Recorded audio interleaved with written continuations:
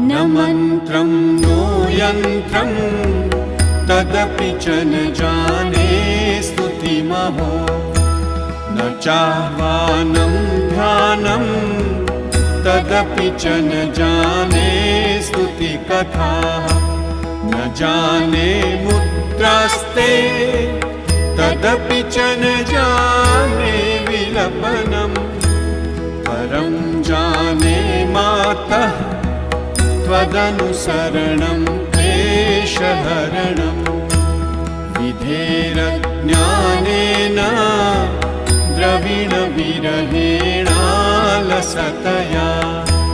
विधेया शक्यत्वात्